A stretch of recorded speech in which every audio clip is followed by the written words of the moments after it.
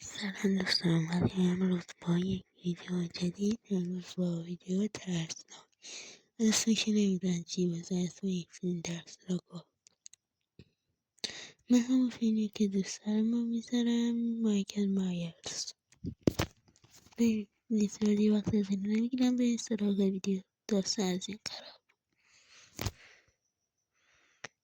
که مایکل مایرز تو قتل بیشتر رفت زندان. سلام مایکل، خوبی؟ امروز اومدیم با تو یه حرف بزنیم. بهت بگم میخوام یه چیزی بگی، یه چیزی رو قرض گرفتم، میخوام بیشونت بدم. نقاب و حس کن مایکل، نقاب و حس کن.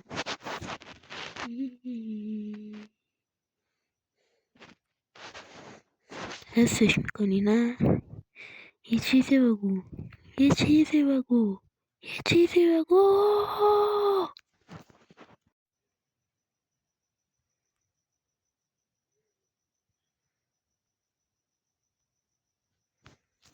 هی چقدر ترسناکه.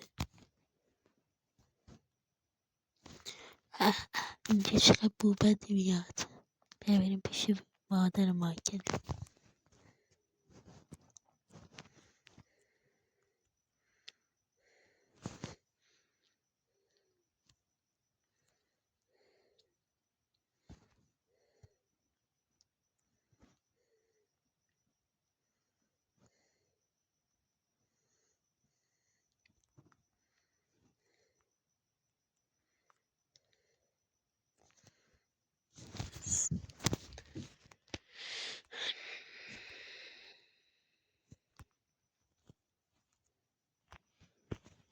یاد بچه های بازی بود.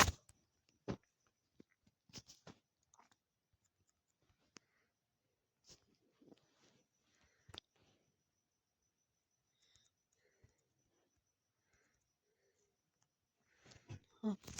سلام نمیده حرف بزن.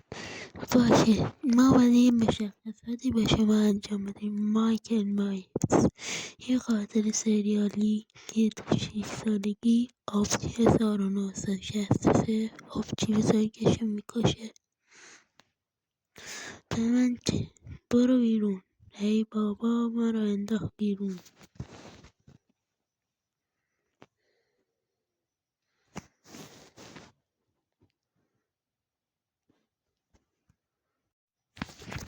آقای زندان دیستری شده. آقای مایکل مایرز با دو اتوبوس افتادن دنباله.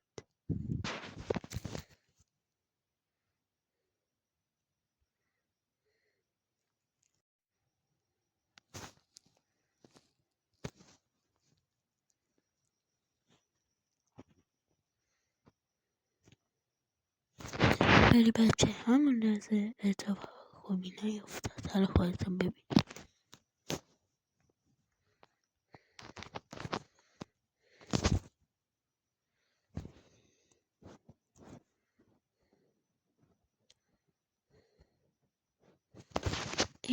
آقای مایکل مایرز چیکار کنی؟ آقای مایکل مایرز چیکار کنی؟ نه نه نه نه نه نه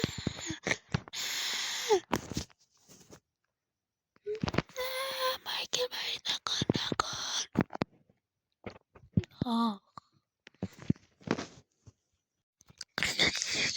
الو الو بفرمایید.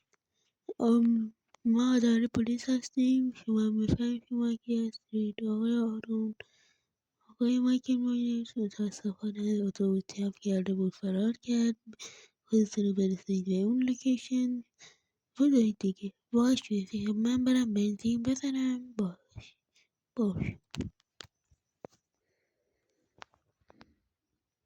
مایکل مایرز فرار کرد.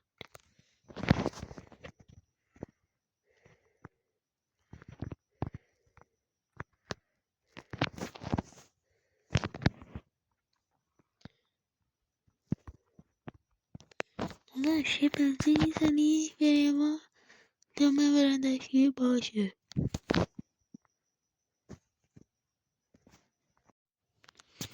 آخه چه حالی میده.